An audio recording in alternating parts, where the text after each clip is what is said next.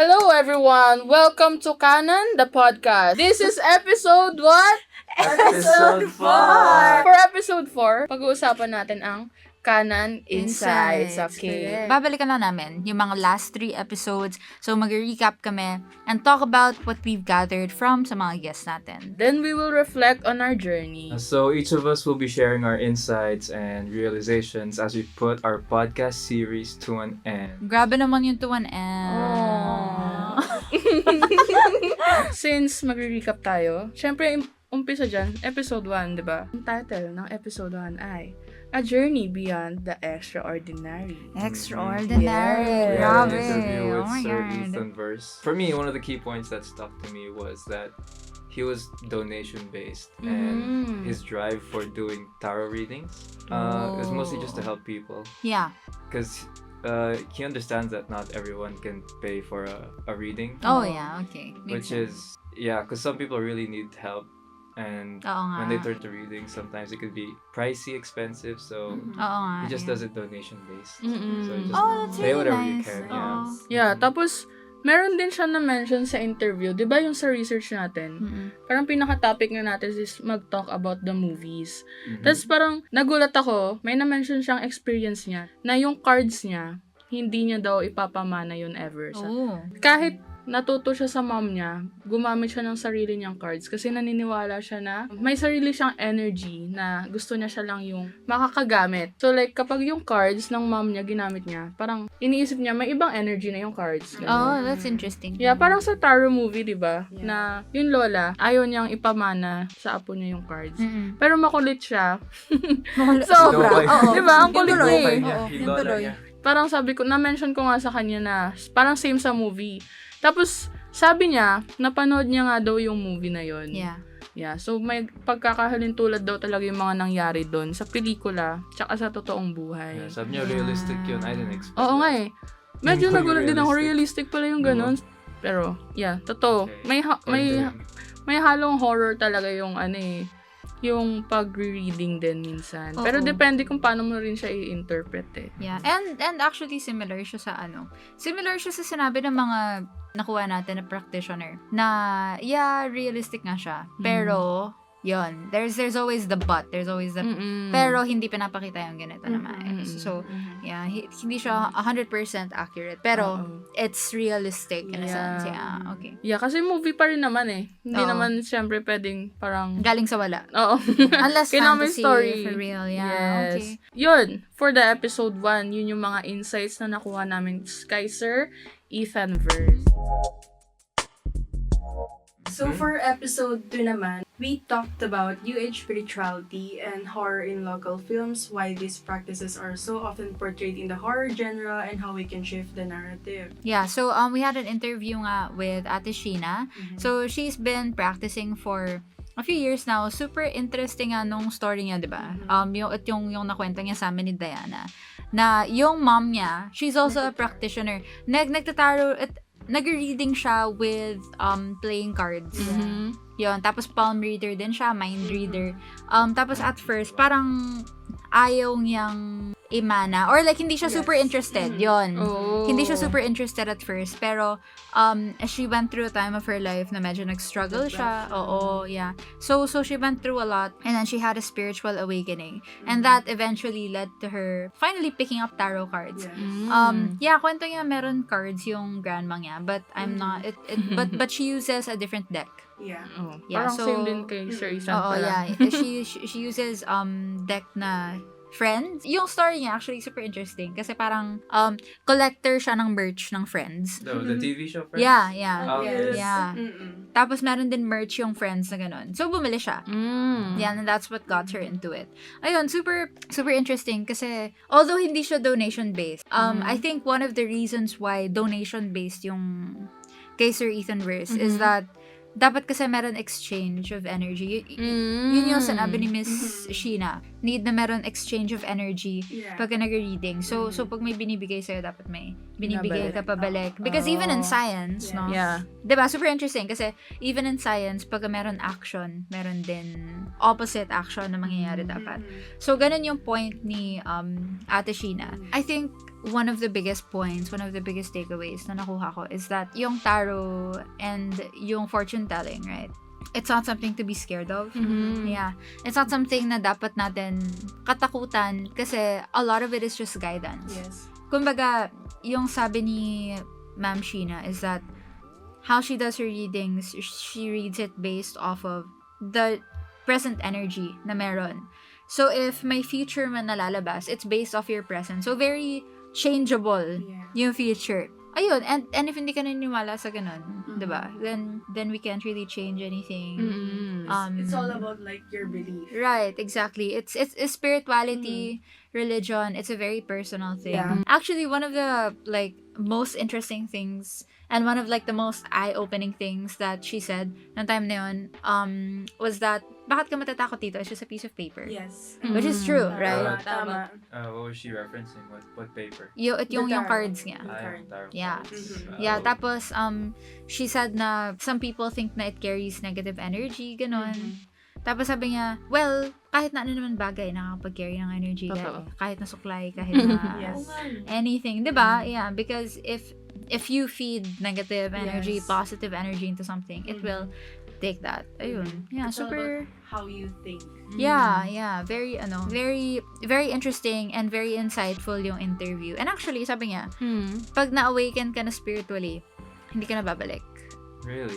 Kumbaga, hindi na magka-close ulit yung eyes mo to Yes. the reality of things and how things work. Kasi parang may bago ka ng perspective Yeah, about yun. like the spiritual side of things, Yeah, not just like exactly. the practical side. Yeah, exactly. And you don't even have to be like into new age spirituality. Para ma-realize Yeah, yun. it's just that when you become a spiritual person and you Yeah. become connected with yourself, kasi yun naman yung point eh. Yeah. Actually, si Ate Sheena, ano siya Yeah. Christian siya. Yeah. And then, I see. to Yeah. spiritual Yeah. siya. So, very interesting yung flow and yung conversation na meron kami with Miss Sheena. Oo So, nga eh. Like, episode 2 pa lang, ang dami ng insights nun Oo, te. Paano mag... Sobrang haba. ang haba Oo. nga, mukha nga eh. Maganda rin naman na madami silang input eh. Oh, and hindi Yeah. pa kami tapos nun. Like, ang dami namin gustong idagdag. Oo. Kaya baka may future pa yung kanan. Kung ifa-fund nyo kami.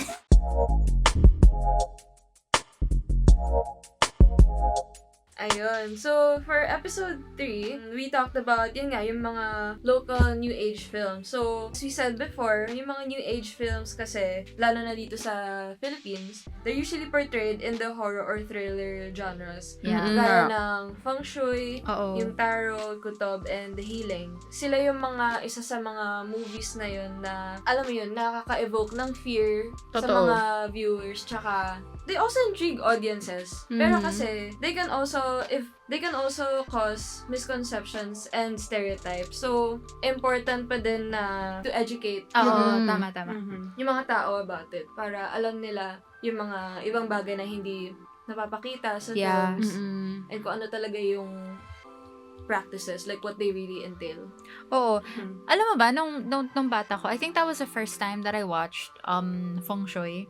So, girl, Ang dami nating memory sa feng shui. yung mirror, Oh, yung baba. hindi Baba. hindi talaga ako tumitingin sa mga ganun. din. Pag nakikita ko yun, at natatakot na ako. Ganun kami sa lola ko. Oo. Mm. Hindi ko Tapos tinitingnan. Nasa taas ng Pinto. door. Oo. Doon talaga ilalagay Sabi yun. ko, ano yun? Yan yung sa horror movie. Oo. So, like, ayoko Tapos, tignan. years At all. yun. As in, years yun na hindi talaga ako tumitingin sa mga ganun. Oo. Kasi sobrang takot ko, girl. Oo. Yun yung effect ng Movie. ng movie eh. Oo, yeah. And that's it personal pa lang yun. So, what Mhm. more about, like, The general. yung societal culture, yung effect na meron, di ba? Ayun, so very interesting yung effect niya, di ba? And I think na because films showcase just one aspect, medyo nahihirapan tayong i-shift yung narrative.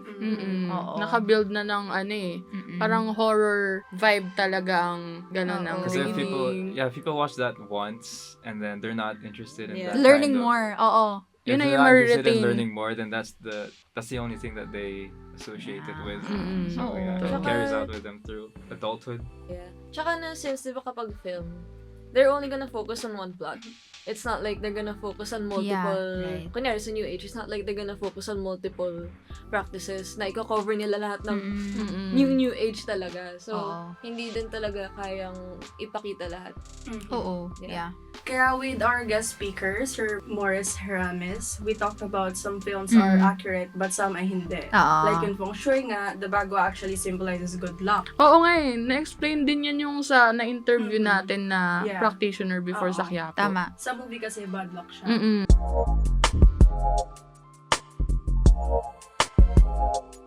Yun, nag-struck sa akin the most is yung sinabi niya na hindi niya ipapamana yung cards niya. Ewan ko, pero kahit napanood ko na siya sa movie, kasi usually lahat nung, syempre movie yon, so parang iba yung iniisip ko doon compare sa na-interview. Kasi halos lahat nung na-interview, na-mention nila na nakuha nga nila yung cards sa ninuno nila, ganon.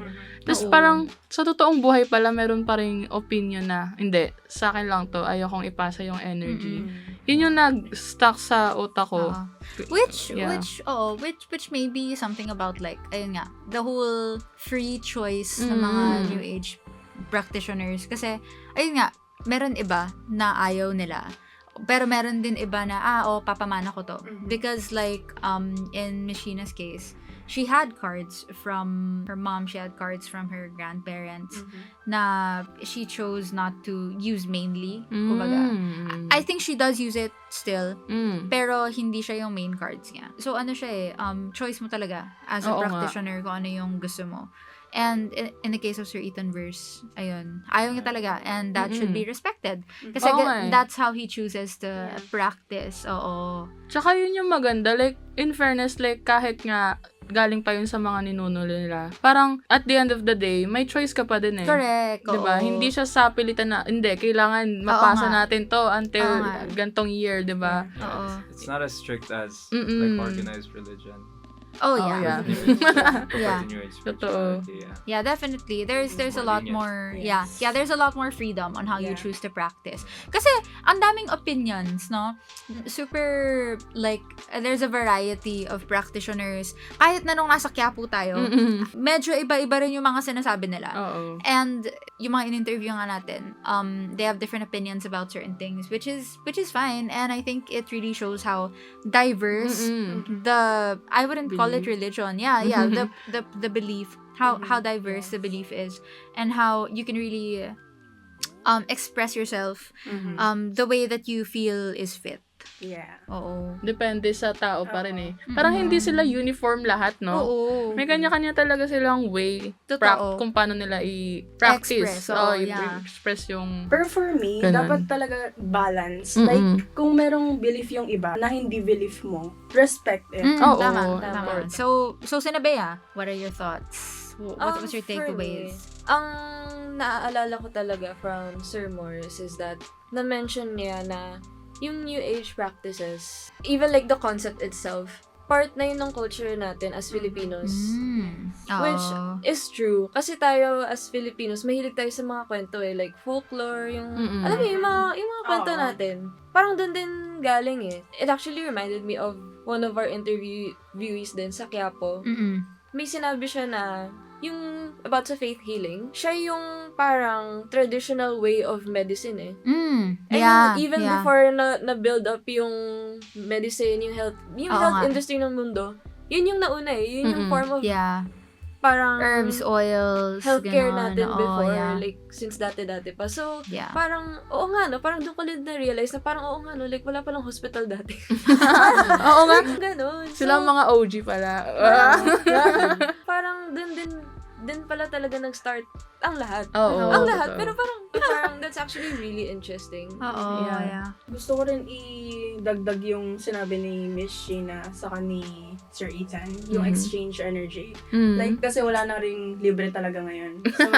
So, Literal na sinabi yun, which is true. Kasi kapag nagpa-read ka, tapos wala kang binigay in exchange. Sasama yung pakiramdam nung sumay yung reader. pakiramdam ng reader. Oh. And, May papasa sa'yo. yung negative energy nila. Joaquin, what about you? Well, I mentioned it before na that yun nga is donation based and Mm-mm. his drive talaga, he just wants to help. Oo nga, yeah. Yeah. And I think it really goes to show how like, and it was stressed so much by so many people na ang daming nagpapatulong, ang daming may kailangan ng tulong. And if we demonize yung mga practice na ganito na sinasamba mo yung devil, ganyan-ganyan, it's not true. Kasi there are so many people who are asking for guidance. Yeah. So many people who are asking for help and insight. Kasi kailangan nila eh, 'di ba? So who are we to take that away from them? Take that option away from them. Parang si Sir, yung pinuntahan natin sa Quiapo na yeah, originally na kasali yun. sana sa podcast. Meron kasi kami pinuntahan, guys. We invited him initially sa podcast namin, pero he unfortunately declined because yung schedule namin hindi siya nagtugma, which is fine. And you know, tumatak talaga sa'yo. Sorry, tumatak talaga sa akin yung sinabi niya. Sabi niya, alam mo, kahit na magbayad kayo, hindi pa rin ako papayag. Kasi ang daming kailangan ng tulong. Sabi niya, kawawa ang naman daming sila. maghihintay, sabi niya. Oo, kahit may TF daw siya, di daw talaga niya kayang iwan yung pwesto Tama, niya. yeah. Which was so touching para sa akin. Actually, kasi, oo, Grabe yung, yung help na gagawa nila. totoo. Despite the hate na nakukuha rin nila sa ibang tao. Oo. na- Not only that, pero yung person kasi na yun, as in, he goes to places eh. Like, araw-araw, different provinces para lang magkaroon ng, para makatulong. Kumbaga. Meron siyang online. Oo. Meron siyang Quiapo. Oo. Meron siyang Batangas. Oo. Meron pa siyang radyo. Totoo. Grabe, di ba? Oo, Yun yun. ba yun? Grabe. So place to place talaga siya. And all he wants to do is to help. Yes. Grabe. So talagang mabigat yung responsibility ng mga tarot readers, ng mga practitioners in general. Kasi, technically, they have the hopes ng mga tao. Yeah, actually. Yun. Ang laking tulong nila sa decision making ng mga tao, ganun. Totoo. Hindi alam ng iba na hindi naniniwala sa ganong practice. Parang, para sa kanila, ang corny naman yan. Bakit kayo naniniwala sa kanya? Pero syempre, may mga ibang tao na, yun yung hope nila eh. Yeah. Diba? Parang kahit sa... Doon na lang sila Sa sobrang ikling time na yun, nakakadagdag yun sa Hopes nila. confidence nila, sa hope nila. Oo. Actually, just to deviate, no, about our thesis, kinakabahan talaga kami. Tapos, kaninang umaga, sabi nung mga in-interview namin, sabi nila, we send some doubt sa inyo, sabi nila. So make sure, sila. so make sure na you guys have confidence. Maniwala lang kayo that you guys will do well and the universe will provide. Sobrang gumaan yung like naiyak ako, girl. Kasi Sunod-sunod yun, di ba? Morning. Kasi sobrang stressed na namin, sobrang daming ginagawa. Pero yung mga like simple words na gano'n na don't worry about it. Just trust. As in, naiyak talaga ako noon. Sabi ko, oh my God. Oo Sabi nga, ko, pagkamulat ng mata mo, Thank you. mababasa mo, Oo. guys, kaya nyo yan. Oo. Magtiwala lang kayo sa sarili Yun. nyo, di ba? imagine how much that can do for someone else na talagang wala Kailangan, na. oo. Kumbaga yung Yun. problema natin, napakababaw pa nito sa real problem sa outside world, di ba? Totoo. Pero yung mga ganong sentence, Level. oo. Yeah. Na-touch din talaga ako kasi it's coming from a practitioner eh. Mm-mm. Oo. So, alam mo, I mean, hindi naman tayo nag-ask Forte, oo, for yeah. anything. Like, nag-ask lang Totoo. tayo na mag-guest sila Totoo. dito. Hindi tayo nag-ask for their actual services. So, Yeah. alam niyo, parang, they just Want said the it. help They talaga. just Like wanted to say literally. Yun. that. Nakakagaan ng loob. Initially naman kasi, ang idea natin ay New Age practice muna, di ba? Yes. Tapos, along the way, dahil kay Gigi, Just for backstory, no, we literally failed our thesis like 2 Yeah. times. Yung first part. So, super down na namin and everything. And then, imagine mo, itong topic pa na to yung makakapagbigay Save ng sa hope. atin. Oo, makakapagbigay ng hope sa atin. So, we had to redo our Yeah. entire topic. And then, I started doing tarot readings din kasi for the public. Mga 3 years na ako nagta-tarot reading. Pero private lang. Tapos, may nangyari and then I started opening tarot readings to the public kasi nga need ko ng pera nung time na yun. And I knew how to do it. Maraming blessings na nag-open up and this was one of them. Ay nga, like what Dea said, we noticed na puro mga horror films, yung mga new age. Kaya, like yung lola ko, natatakot siya doon. As in, pagka kasi nung sinabi ko sa kanya noong una na nagtataraw ako, natakot siya, te. Mm. Hindi ba meron ng bubulong? Di ba alam mo yon? What if may... Mukhang nakapanood si Lola ng mga movie. Oo, parang, te. Isa siya sa mga natakot. Oo, ng mga movie, ah. Oo, napraning siya. Kasi nga, nakita niya nga raw na ganun yung mga pinoportray sa movie. Tapos in-explain ko naman sa kanya, hindi naman. Sabi ko, hula lang naman siya. It's guidance, kumbaga, for people. So, ayun. Natakot din siya sa legal process. Parang, baka mapakulong ka. Hindi, Lola. It's okay. Yun, dahil dun. After nun, pumunta kami sa Quiapo. Tato Quiapo. Shout out sa mga naging tropa namin sa Quiapo. Sobrang saya. First kasi, meron kaming na-interview, pero few lang. Yung iba kasi hindi sila interested. Magpa-interview. Lalo na yung mga... Medyo matatanda, ganun. Ayaw nila magpa-interview. Pero yung some naman, pumayag naman sila. Tapos, ilang araw din kami actually bago maka-ipon. Ilang? Ate ko, balik-balik tayo, no? Balik-balik. Tapos, Talaga. tapos Binagyo bumagyo. na. Binagyo pa tayo nun. Kaya nag-worry kami noon during the process. Yeah. Pero eventually, nakahanap kami ng practitioner online. Thankfully. Since wala na masyado sa Quiapo, so... As in, inikutan namin yung buong Quiapo. Yeah. Eventually, ayun, nakahanap kami and naging success naman yung interview. Sobrang success. Ang dami naming natutunan sa mga practitioner sa totoo lang. Yes. Both online and Quiapo, ah. Oo. Ang dami. Yeah. Dahil doon, nakabuo kami ng project na Kanan. Yes. So, actually, Kanan. So, term siya, no? That means like right way practitioner. So, nakuha namin siya kasi ang dami nagsasabi na realistic naman yung mga nasa movies, yes, totoo. Pero it's just one side of the coin. Kumbaga, there's still another side na hindi pa napapakita. And yun yung mga practitioners na nasa kanan. Yes. Yeah. Alam niyo guys, meron naman talagang dark and light. Real. Kaya sabi ni Miss Balance. Tina, balance naman talaga dapat. Hindi dapat tayo super nag-overlook sa gantong belief. Tama. Like, wag natin i-demonize. Tama. Yeah. Balance lang. Kung Real. ano gusto mo, paniwalaan mo. Kung ayaw mo, wag mong i-judge. Oo. Diba? Ganun Yeah. lang. Yun nga, nag-come up kami with the Project Kanan, Kanan na nagko-contain ng Game at saka Game, podcast. Yes. Within a website. Within a website. Oo.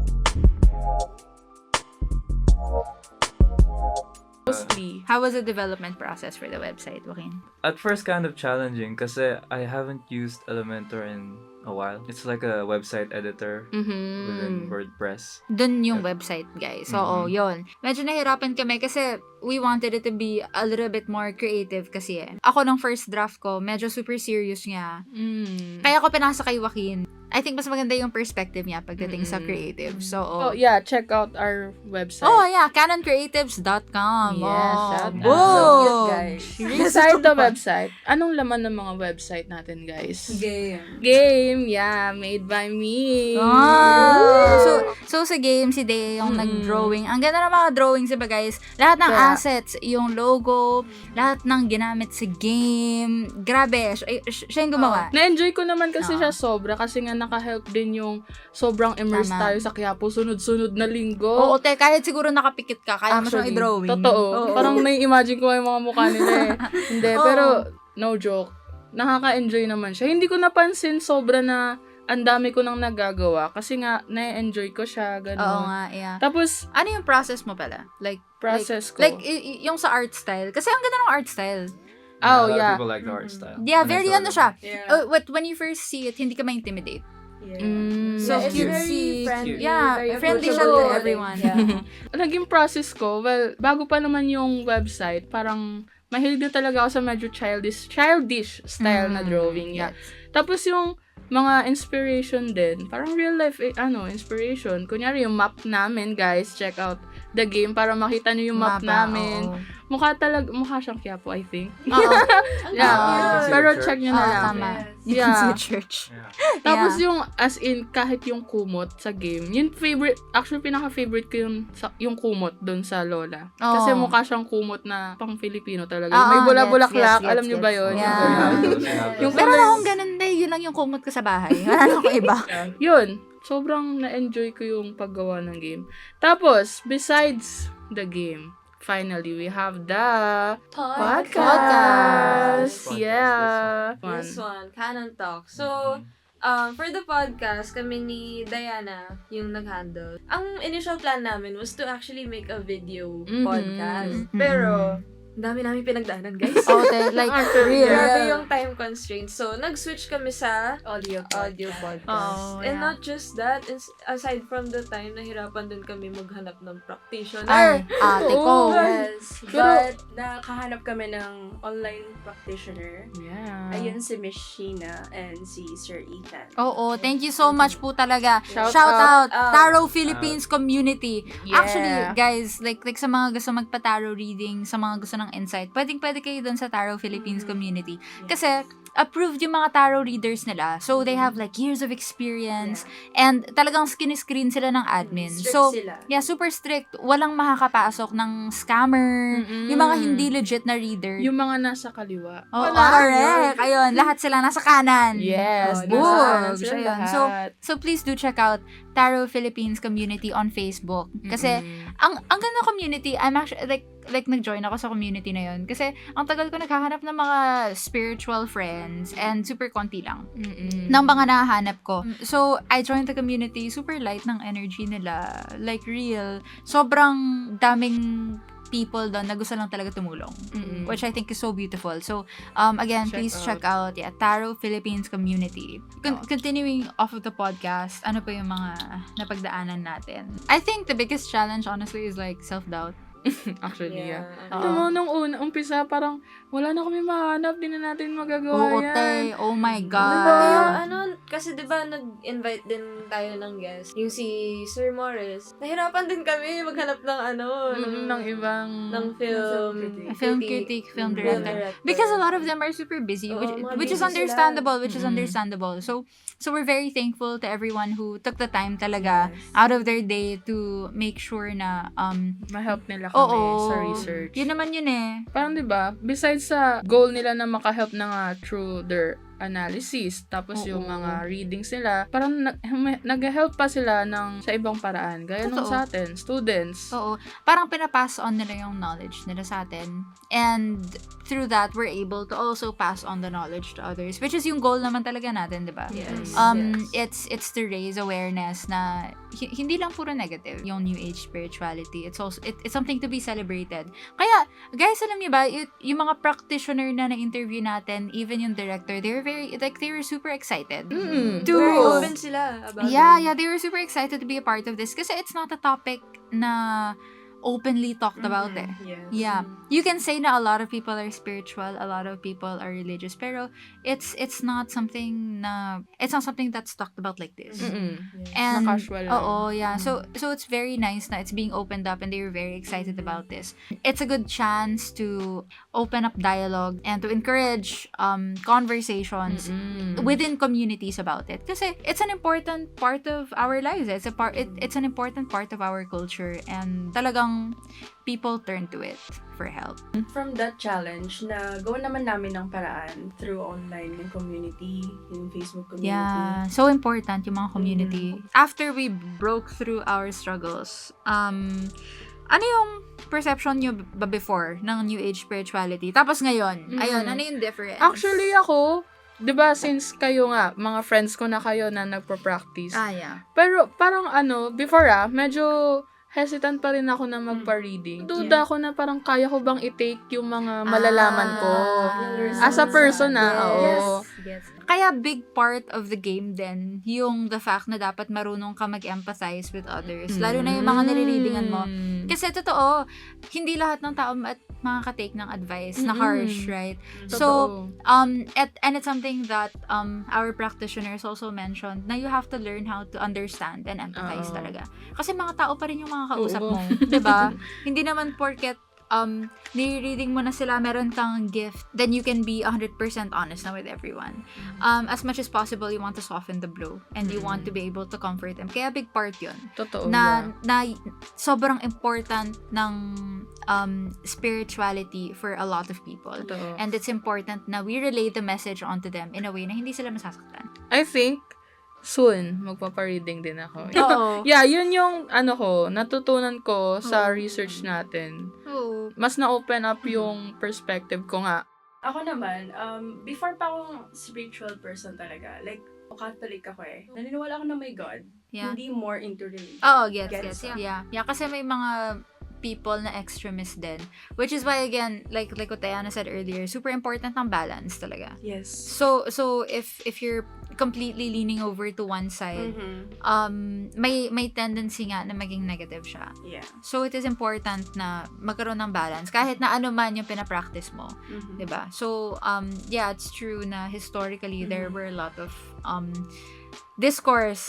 disagreements, kumbaga, created by religion. Yun. So balance talaga siya. Oo. Pero before, kahit na spiritual person ako, I was also afraid of getting read. Gets.